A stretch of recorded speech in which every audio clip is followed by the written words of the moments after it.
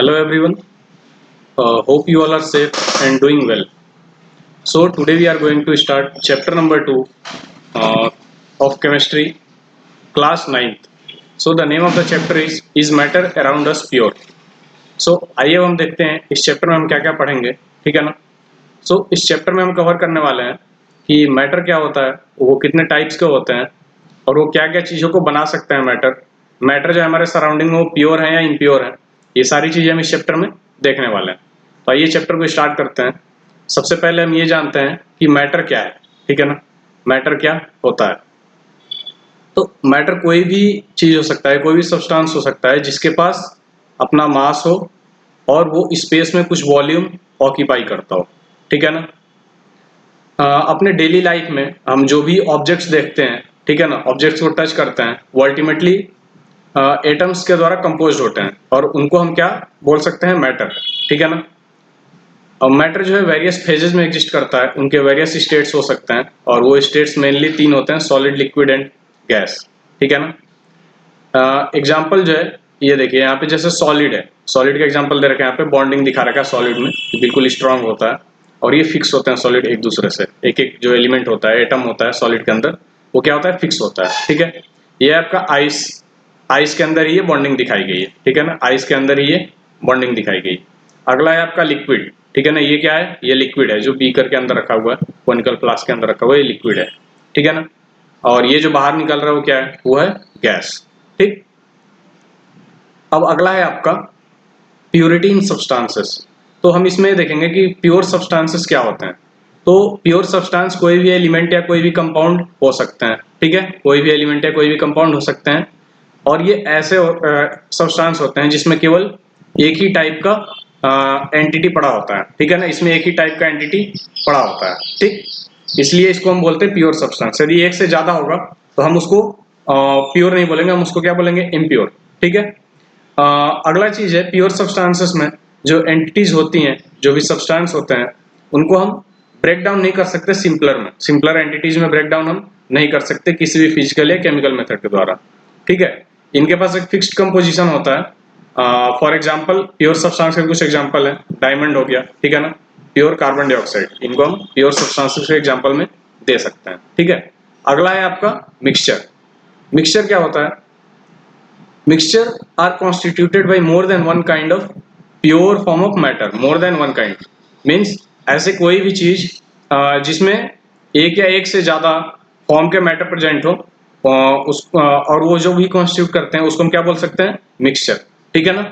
So here different matters will not chemically combine. जो mixture होता है उसमें जो भी मैटर होते हैं वो केमिकली कंबाइन नहीं करते हैं अपने आप से, ठीक है ना, एक दूसरे से केमिकली कंबाइंड नहीं होते हैं। उनको हम फिजिकल मीन्स के द्वारा सेपरेट कर सकते हैं, ठीक है ना। तो यहाँ पे एक मैंने एग्जांपल दिया है, एक जनरल सा एग्जांपल है कि मिक्सचर क्या होता है। यहाँ पे अलग अलग टाइप के सब्सटेंस पड़े हुए हैं यहाँ पे, और ये क्या कॉन्स्टिट्यूट कर रहे हैं? इस पूरे चीज को हम क्या बोलेंगे? दिस इज अ मिक्सचर, ठीक है ना। तो ये चीजें ध्यान रखनी है कि एक या एक से ज्यादा फॉर्म ऑफ मैटर प्रेजेंट होते हैं और डिफरेंट मैटर्स जो होते हैं वो केमिकली कंबाइंड नहीं होते हैं और उनको हम फिजिकल मीन्स के द्वारा सेपरेट कर सकते हैं। यह है आपका मिक्सचर। तो मिक्सचर के टाइप क्या होता है? मिक्सचर के 2 टाइप हो सकते हैं, होमोजीनियस या फिर heterogeneous. So the depending on the nature of components, 2 form of mixture are there, homogeneous mixture and heterogeneous mixture. So homogeneous mixture देखो, इस फिगर से देखो आप, होमोजीनियस मिक्सचर क्या है कि ये ऐसे टाइप के मिक्सचर हैं जिसमें कंपोजिशन क्या है? यूनिफॉर्म है थ्रू आउट। जो भी चीज है वो बिल्कुल यूनिफॉर्मली डिस्ट्रीब्यूटेड है इसमें, ठीक है ना। और सब्सटेंसेस जो भी आप मिक्स करते हैं वो बिल्कुल यूनिफॉर्मली मिक्स होते हैं, ठीक। ऐसे मिक्सचर को हम क्या बोलेंगे? Homogeneous mixture. फॉर एग्जांपल देखो, sugar in water, salt in water. जब भी आप शुगर वाटर में डिजोल्व करते हैं और जब आप उसको पूरा मिक्स कर लेते हैं, पूरा शुगर डिजोल्व हो जाता है, तो जब आप उसको टेस्ट करेंगे तो बिल्कुल एक यूनिफॉर्म सा टेस्ट होता है। आप किसी भी जैसे मान लो इस ग्लास में वाटर रखा हुआ है, ठीक है ना, और इसमें शुगर आपने पूरा डिजोल्व कर दिया है यूनिफॉर्मली, कोई भी शुगर का क्रिस्टल इसमें बचा नहीं है, तो आप किसी भी डेप्थ पे जाओगे नीचे की ओर और उसका टेस्ट करोगे तो बिल्कुल यूनिफॉर्म आएगा। इसका मतलब क्या है? ये इंडिकेट कर रहा है कि शुगर जो है इस वाटर में यूनिफॉर्मली डिस्ट्रीब्यूटेड है। So sugar in water is called homogeneous mixture. Heterogeneous mixture क्या हो जाएगा कि इसमें डिफरेंट डिफरेंट टाइप के सब्सटेंस होते हैं और वो यूनिफॉर्मली मिक्स्ड नहीं होते हैं, they are not uniformly mixed. So this mixture we can call them as heterogeneous mixture. Example दिया हुआ है mixture of salt and iron filings. ठीक है ना. तो सॉल्ट और आयरन फिलिंग्स का मतलब है कि आयरन के स्मॉल स्मॉल पीसेस. ठीक है ना. तो सॉल्ट और इनको जब आप मिक्स करोगे तो जो मिक्सचर निकल के आएगा वो क्या होगा, हेट्रोजीनियस मिक्सचर. ठीक है ना. सिमिलरली है आपका सैंड एंड शुगर. ठीक है. तो ये एग्जांपल है आपका हेट्रोजीनियस मिक्सचर का. अगला है आपका physical and chemical changes in a matter.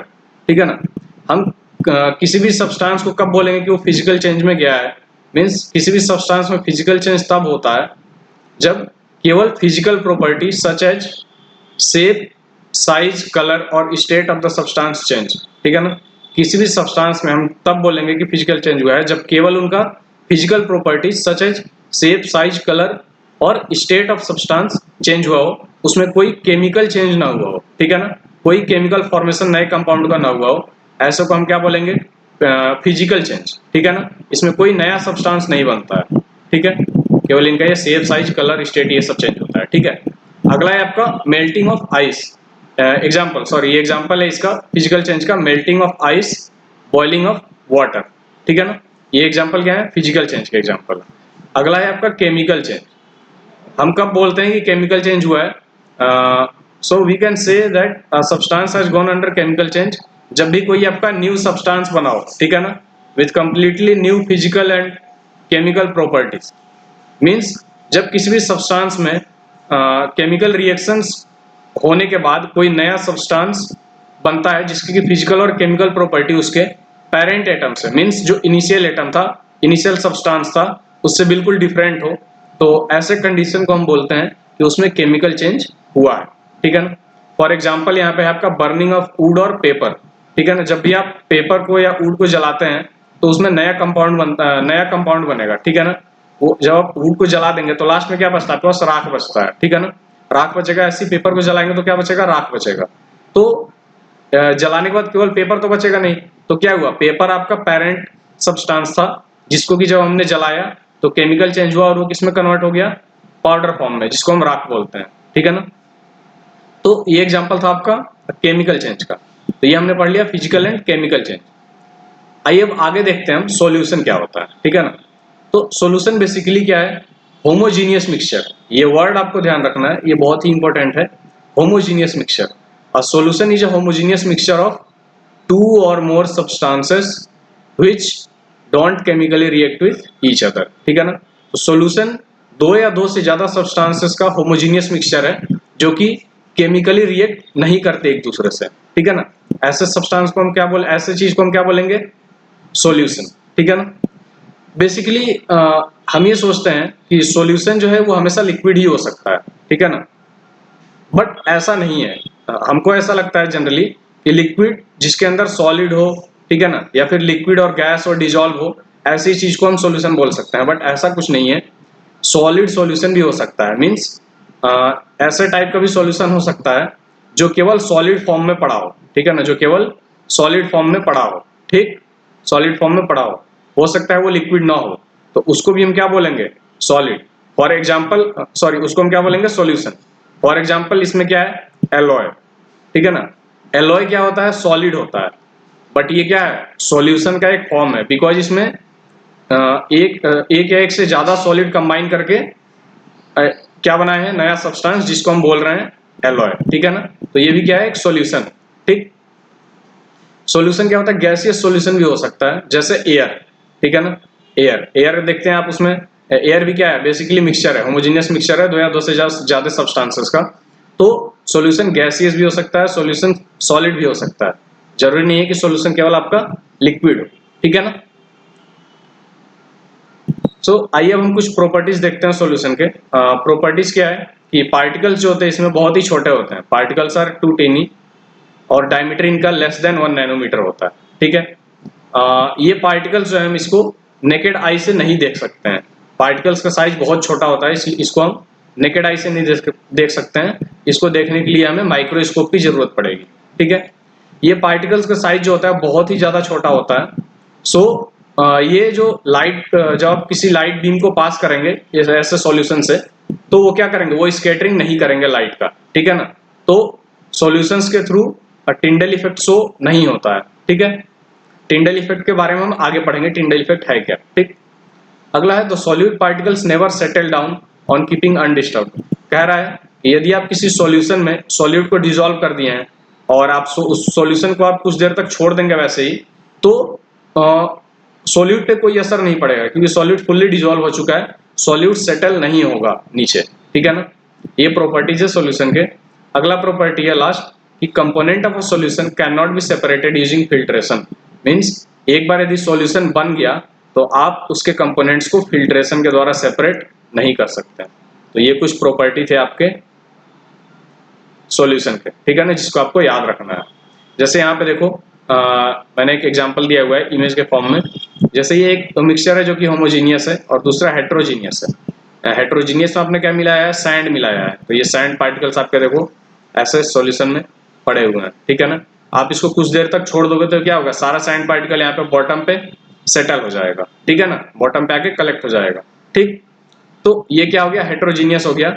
और ये होमोजीनियस है, शुगर, आपने पानी में शुगर मिलाया और उसको पूरा डिसॉल्व कर दिया, आपको शुगर के पार्टिकल्स अलग अलग नहीं दिखेंगे। और आप इसको कुछ देर तक छोड़ भी दोगे, ऐसे ही कुछ देर तक छोड़ दोगे, तो शुगर के पार्टिकल्स बॉटम पे कलेक्ट नहीं होंगे, ठीक है ना।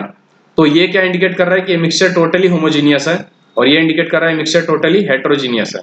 तो यदि आपसे इन दोनों सॉल्यूशंस को रख के सामने कोई पूछे कि इसमें से सॉल्यूशन कौन सा है, ठीक है ना, एक आपका यहाँ पे हेट्रोजीनियस मिक्सचर है, एक होमोजीनियस मिक्सचर है, आपसे पूछे इन दोनों मिक्सचर में से सॉल्यूशन कौन सा है, तो हेट्रोजीनियस कभी भी सॉल्यूशन नहीं होता है, सॉल्यूशन हमेशा होमोजीनियस मिक्सचर होता है। सो आपका सॉल्यूशन क्या हो जाएगा, sugar in water, sand in water is not example of solution, ठीक है ना।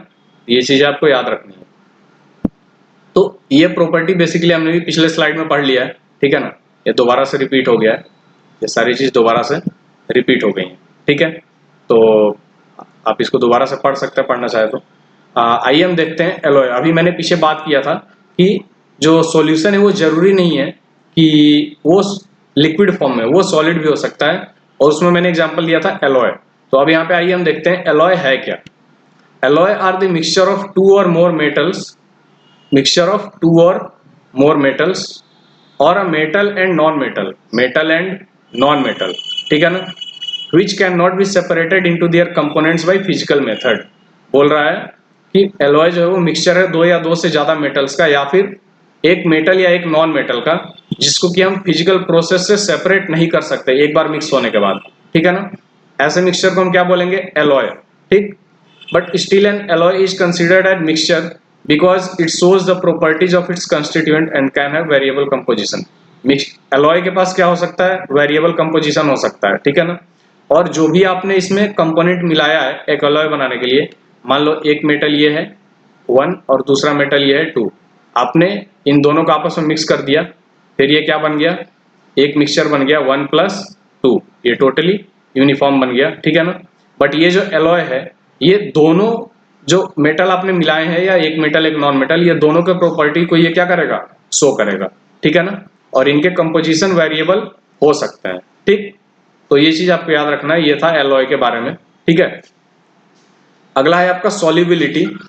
सॉल्युबिलिटी है आपका, सॉल्युबिलिटी के बारे में पढ़ते हैं। सॉल्युबिलिटी क्या है, solubility is the property showing the ability of given substance which is solute to dissolve in a solvent.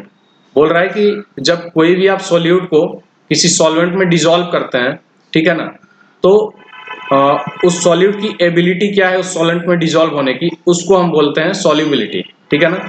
मतलब मान लो कि यहाँ पे एक सॉल्यूट है, ये हमारे पास एक सब्सटेंस है, ठीक है ना, यहाँ पे कोई एक सब्सटेंस पड़ा हुआ है, इसमें हमने क्या किया, सॉल्यूट मिला दिया, इसमें हमने क्या किया, सॉल्यूट मिला दिया, ठीक है ना। तो आपने सॉल्यूट मिलाया, तो अब ये सॉल्यूट कितने एक्सटेंट तक इस सब्सटेंस में डिसॉल्व हो जाएगा, इसी प्रॉपर्टी को हम बोलते हैं सॉल्युबिलिटी, ठीक है ना। इस प्रॉपर्टी को हम क्या बोलते हैं, सॉल्युबिलिटी, ठीक है। It is measured in terms of maximum amount of solute dissolve in a solvent at equilibrium, ठीक है। अगला है आपका at any particular temperature a solution that has dissolved as much solute as it is capable of dissolving is said to be a saturated solution। बोल रहा है कि यदि किसी एक पर्टिकुलर टेम्परेचर पे किसी भी एक सॉल्यूशन में, ठीक है ना, मान लो ये आपका एक सॉल्यूशन है, यहाँ पे एक सॉल्यूशन पड़ा हुआ है, ठीक है ना, टेम्परेचर है 20 डिग्री सेल्सियस, मैंने एक एग्जांपल लिया है, टेम्परेचर कुछ भी हो सकता है, ठीक है ना, टेम्परेचर है 20 डिग्री सेल्सियस। अब आप इसमें एक सॉल्यूट मिला रहे हैं, ठीक है ना, आप इसमें एक सॉल्यूट मिला रहे हैं, तो इस टेम्परेचर पे मान लो कि इस सॉल्यूशन में सॉल्यूट का 2 kg डिजॉल्व हो सकता था, ठीक है ना, और 2 kg हमने पूरा डिजॉल्व कर दिया इसमें। अब आप कुछ भी डालेंगे तो वो डिजॉल्व इसमें नहीं हो पाएगा, ठीक है ना, तो हम क्या बोल देंगे कि अब सॉल्यूशन सेचुरेट हो चुका है, means maximum amount of solute इस टेम्परेचर पे जो डिजॉल्व हो सकता था इस सॉल्यूशन में वो डिजॉल्व हो चुका है, ठीक है ना, अब उससे ज्यादा नहीं होगा। तो ऐसे कंडीशन में जो सॉल्यूशन बनता है हम उसको बोलते हैं सेचुरेटेड सॉल्यूशन, ठीक है ना। अगला है आपका amount of solute content in a solution is less than the saturation level then it is called unsaturated solution. बोल रहा है यदि अमाउंट ऑफ सॉल्यूट मान लो यही एग्जांपल लेते हैं कि मैंने बताया अभी 20 डिग्री सेल्सियस पे मैक्सिमम 2 kg सॉल्यूट डिजॉल्व हो सकता था, तो जब पूरा 2 kg हमने इसमें डिजॉल्व कर दिया तब तो ये क्या बन गया सेचुरेटेड सॉल्यूशन।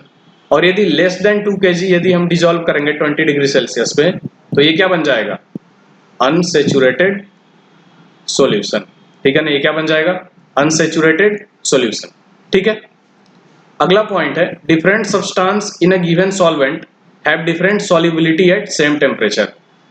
बोल रहा है कि अलग अलग एक ही टेम्परेचर पे अलग अलग सब्सटेंस का सॉल्युबिलिटी किसी भी एक सॉल्यूशन में डिफरेंट हो सकता है, ठीक है ना। मैंने मान लो यहाँ पे एक सॉल्यूट तुमने डाला 20 डिग्री सेल्सियस पे, इसकी सॉल्युबिलिटी है x1। अब मान लो कोई दूसरा आप सॉल्यूट इसमें मिला रहे हो, ठीक है ना, इस सॉल्यूशन में दूसरा सॉल्यूट मिला रहे हो तो उसकी सॉल्युबिलिटी इसी टेम्परेचर पे क्या होगी x2। यदि आपका सॉल्यूट डिफरेंट है, सॉल्यूट वो होता है जो आप किसी सॉल्यूशन में मिला रहे हो, ठीक है ना, तो यदि आपका सॉल्यूट डिफरेंट है एक सेम टेम्परेचर पे तो उस सेम टेम्परेचर पे उसकी सॉल्युबिलिटी भी अलग अलग हो सकती है, जरूरी नहीं है कि सेम ही होगा, ठीक है ना, वो सेम हो भी सकता है सेम नहीं भी हो सकता है, ठीक। तो ये पॉइंट ये इंडिकेट कर रहा था। तो ये कुछ इंपॉर्टेंट पॉइंट्स है सॉल्युबिलिटी के बारे में, ठीक है ना, जिसको आपको याद रखना है। अगला है आपका कंसेंट्रेशन ऑफ सॉल्यूशन। अब इसमें देखेंगे कि सॉल्यूशन के कंसेंट्रेशंस को कैसे रिप्रेजेंट किया जाता है, ठीक है ना। तो पहला पॉइंट है इसमें the concentration of solution is the amount that में बी मास और वॉल्यूम, ठीक है ना, अमाउंट कुछ भी हो सकता है, मास और volume of solute present in a given amount of solution.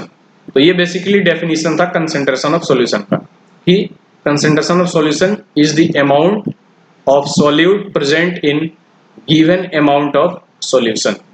यह हो गया आपका डेफिनेशन कंसेंट्रेशन ऑफ सॉल्यूशन का, ठीक है। अब अगला है depending upon the amount of solute present in a solution it can be dilute concentrated और सेचुरेटेड सॉल्यूशन। आपका यहाँ पे एक आपका इसका नोट्स तो बनाना ही है, उसके साथ में एक एडिशनल होमवर्क है कि इन तीनों का आपको डेफिनेशन फाइंड करके कॉपी में लिखना है, ठीक है ना। डाइल्यूट सॉल्यूशन क्या होता है, कंसेंट्रेटेड सॉल्यूशन क्या होता है, सेचुरेटेड सॉल्यूशन क्या होता है, ठीक है ना। तो सेचुरेटेड सॉल्यूशन तो अभी मैंने ऊपर एक्सप्लेन कर दिया, बाकी दो को आपको ढूंढना है और लिखना है, ठीक। अब अगला हम देखते हैं कि कंसेंट्रेशन ऑफ सॉल्यूशन को हम कैसे कैसे रिप्रेजेंट कर सकते हैं, ठीक है ना। तो कंसेंट्रेशन ऑफ सॉल्यूशन जो है 3 फॉर्म में रिप्रेजेंट किया जाता है। पहला है mass by mass percentage of solution. इसका मतलब क्या है, mass of a solute divided by mass of solution, ठीक है ना, mass by mass percent of solution, ठीक है ना। जिसका परसेंट आप निकालेंगे वो कहां जाएगा नीचे, ठीक है ना। तो परसेंटेज ऑफ सॉल्यूशन हम निकाल रहे थे तो मास ऑफ सॉल्यूशन क्या आ गया नीचे, मास ऑफ सॉल्यूट ऊपर, ठीक है। अगला है mass by volume percentage of solution. यहाँ पे आप वॉल्यूम परसेंटेज किसका है, सॉल्यूशन का, ठीक है ना, इसके रिस्पेक्ट में हमको लिखना है। तो जिसका भी ऑफ लिखा होगा, आपको इसको याद करने का सिंपल सा तरीका है कि जिसका भी ऑफ लिखा होगा जैसे वॉल्यूम परसेंटेज ऑफ सॉल्यूशन, तो वो चीज आप हमेशा डिनोमिनेटर में लिखेंगे, मींस नीचे लिखेंगे, यहाँ पे लिखेंगे, ठीक है ना। तो ये हो गया वॉल्यूम ऑफ सॉल्यूशन, और मास ऑफ सॉल्यूट हमेशा ऊपर रहेगा, सॉल्यूट वाला पार्ट हमेशा ऊपर रहेगा, ठीक। अगला है आपका volume by volume percentage of solution, ठीक है ना। तो इसमें क्या, ये वॉल्यूम बाई वॉल्यूम है, मींस आप सॉल्यूट का भी वॉल्यूम कंसिडर कर रहे हैं और सॉल्यूशन का भी वॉल्यूम कंसिडर कर रहे हैं। तो वॉल्यूम ऑफ सॉल्यूट, और मैंने बोला था जिसके लिए भी ऑफ लगा हो, ऑफ अ सॉल्यूशन लगा यहाँ पर लिखा हुआ है, तो सॉल्यूशन को हम नीचे लिखेंगे डिनोमिनेटर में। सो वॉल्यूम ऑफ सॉल्यूशन, ठीक है ना। यदि यहीं पे लिखा होता mass by volume percentage of solvent, तो ये क्या हो जाता, mass of solute upon volume of solvent, ठीक है ना। बट यहाँ पे सॉल्यूशन लिखा है, तो हम यहाँ पे हम क्या लिखेंगे, सॉल्यूशन। तो ये 3 फॉर्म है जिसमें हम कंसंट्रेशन ऑफ सॉल्यूशन को एक्सप्रेस करते हैं, ठीक है। अगला है आपका फैक्टर्स अफेक्टिंग सॉल्युबिलिटी, ठीक है ना। फैक्टर्स अफेक्टिंग सॉल्युबिलिटी, कौन कौन से फैक्टर हैं जो कि सॉल्युबिलिटी को अफेक्ट करते हैं, ठीक। तो इसमें पहला है आपका टेम्परेचर, ठीक है ना। टेम्परेचर कैसे अफेक्ट करता है ये देखते हैं।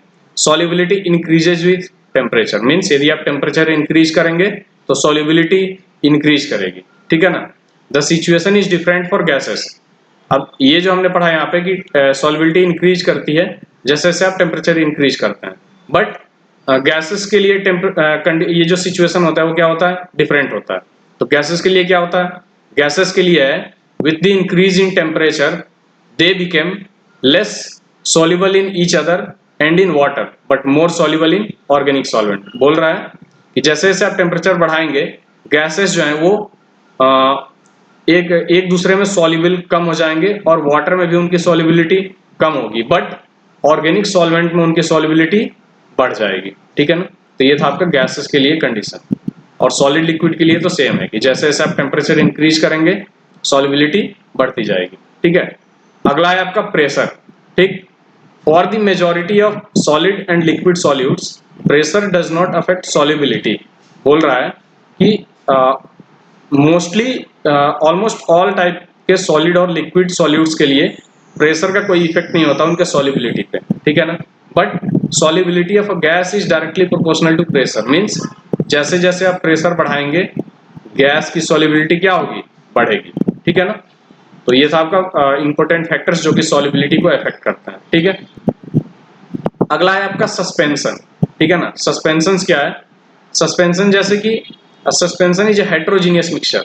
सॉल्यूशन में हमने क्या पढ़ा था, solution is a homogeneous mixture, but ये सस्पेंशन क्या होता है, सस्पेंशन एक हेट्रोजीनियस मिक्सचर है in which the solute particles do not dissolve but remain suspended, ठीक है ना। सॉल्यूशन में क्या था, इसका उल्टा था। जैसे कि सॉल्यूशन एक होमोजीनियस मिक्सचर था जिसमें कि सॉल्यूट पार्टिकल फुल्ली डिसॉल्व हो जाते हैं, ठीक है ना, और सस्पेंडेड नहीं रहते हैं।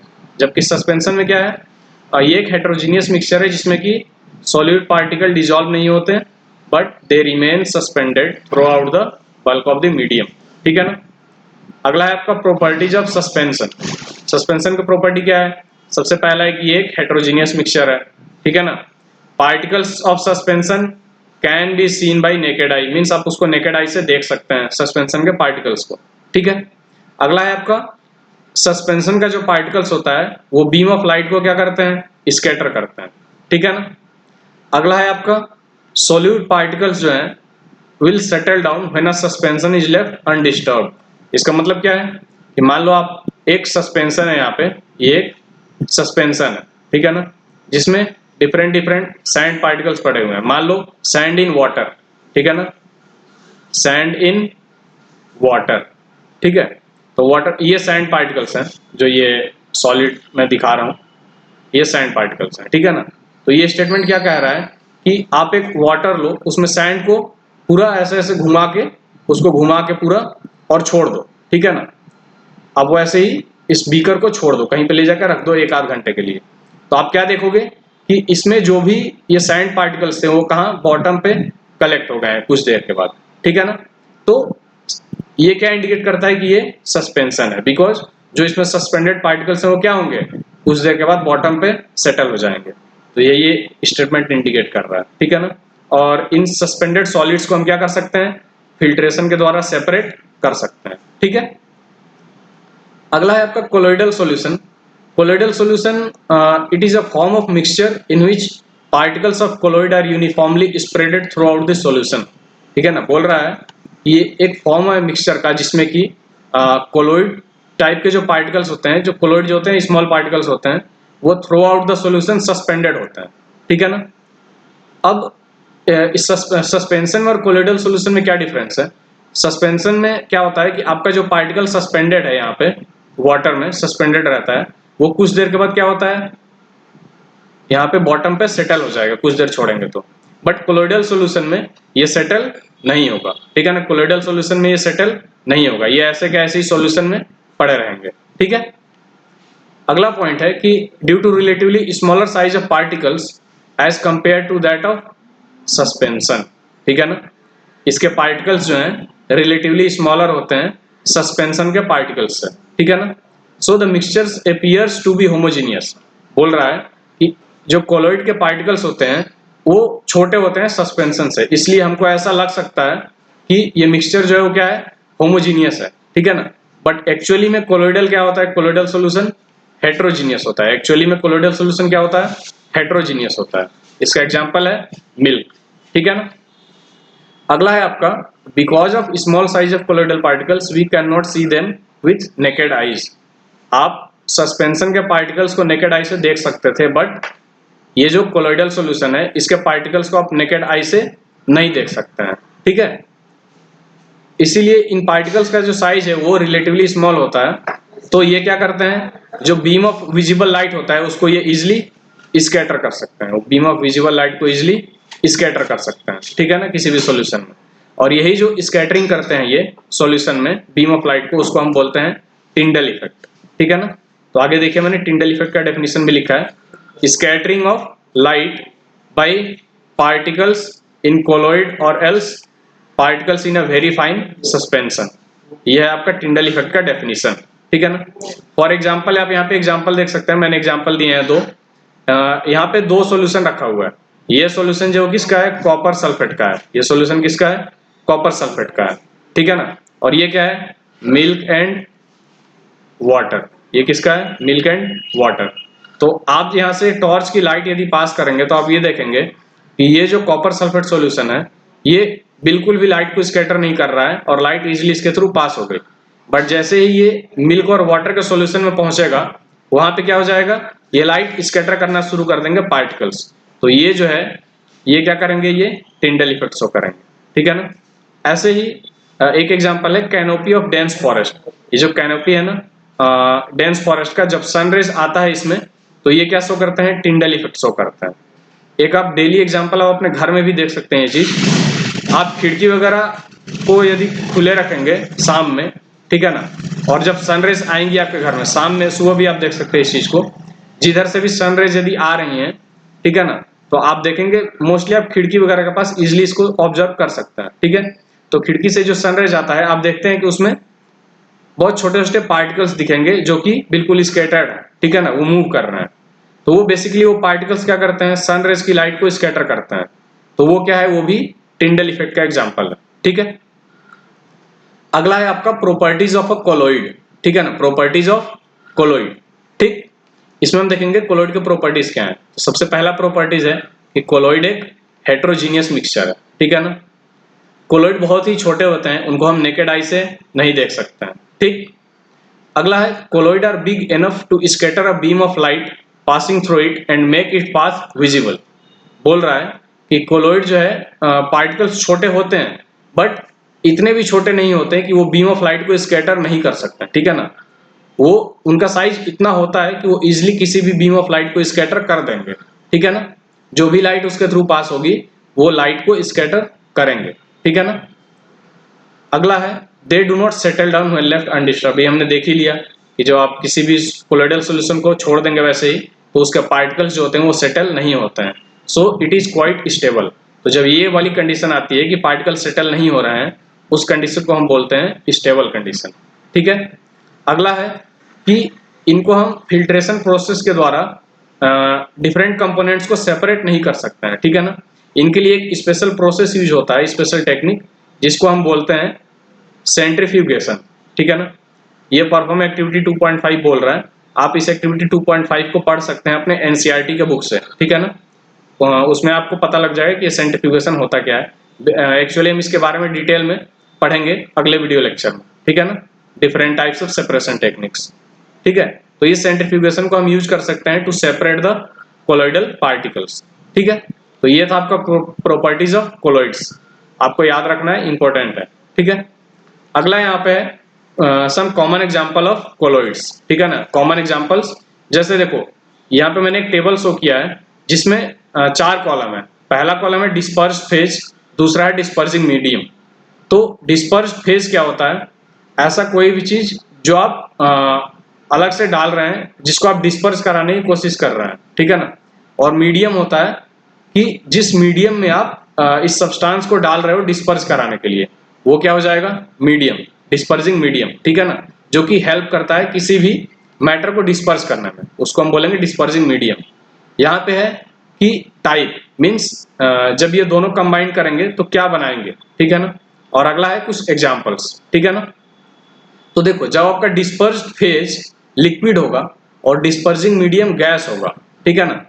ठीक, यानी कि आप गैस में लिक्विड ला रहे हो, ठीक है ना। लिक्विड को आप डिस्पर्स कराना चाह रहे हो इस गैस मीडियम में, तो ऐसे कंडीशन को हम क्या बोलेंगे? एरोजोल। इस टाइम पे जो पार्टिकल्स आएंगे उनको हम बोलेंगे एरोजोल, ठीक है ना।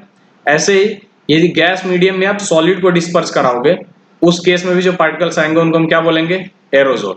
तो यहाँ पे एग्जाम्पल भी दिया हुआ है, ये भी आपको याद रखना है। एटलीस्ट एक एक दो दो एग्जाम्पल याद रखने हैं हर एक के, ठीक है ना। ये एग्जाम्स में पूछ देता है कभी कभी। अगला है आपका डिस्पर्सिंग मीडियम लिक्विड होगा और डिस्पर्स फेज गैस होगा, उस समय जो सिचुएशन बनेगी उस केस में पार्टिकल्स को हम बोलते हैं फोम, ठीक है ना। फॉर एग्जांपल सेविंग क्रीम, ठीक है ना। तो सेविंग क्रीम किसका एग्जांपल है? Dispersion of gas in liquid, ठीक है ना। अगला है आपका इमल्सन। ये क्या है? Dispersion of liquid in liquid, ठीक है ना। लिक्विड इन लिक्विड जब होगा तो क्या बोलेंगे? इमल्सन। ऐसे ही dispersion of solid in liquid, उसको बोलेंगे सोल, ठीक है ना। अगला है dispersion of gas in solid, उसको हम बोलेंगे फोम, ठीक। अगला है dispersion of liquid in solid, उसको बोलेंगे जेल, ठीक है ना। और सॉलिड इन सॉलिड जब होगा मीन्स आपका डिस्पर्स फेज भी सॉलिड है और डिस्पर्जिंग मीडियम भी सॉलिड है, तो उस केस में हम बोलेंगे सॉलिड सोल, ठीक है ना। उस केस में हम बोलेंगे सॉलिड सोल। तो ये हर एक एग्जाम्पल दिए हुए हैं, ठीक है। ये आपको याद रखना है, ठीक। तो इसमें कंफ्यूज नहीं होना है डिस्पर्स फेज और डिस्पर्जिंग मीडियम में, ठीक है ना। आप इसको ऐसे पढ़ सकते हैं जैसे डिस्पर्स फेज लिक्विड है, डिस्पर्जिंग मीडियम गैस है, तो इसको आप बोल सकते हैं liquid in gas, solid in gas, gas in liquid, liquid in liquid, solid in liquid, gas in solid, liquid in solid, solid in solid, ठीक है ना। और ये किस टाइप के सब्सटेंस या पार्टिकल्स बनाएंगे, ठीक है ना। और ये जो भी सिचुएशन होगा उसको हम क्या बोलेंगे, वो यहाँ पे इस कॉलम में दिया हुआ है। तो ये चीज आपको याद रखना है, ठीक है। चलिए तो इस वीडियो लेक्चर को यहीं पे खत्म करते हैं, ठीक। फिर मिलते हैं, इसके आगे के पार्ट जो है हम नेक्स्ट वीडियो में कंटिन्यू करेंगे, ठीक है ना। तो चलिए ठीक है, बंद करते हैं वीडियो लेक्चर को। Thank you all.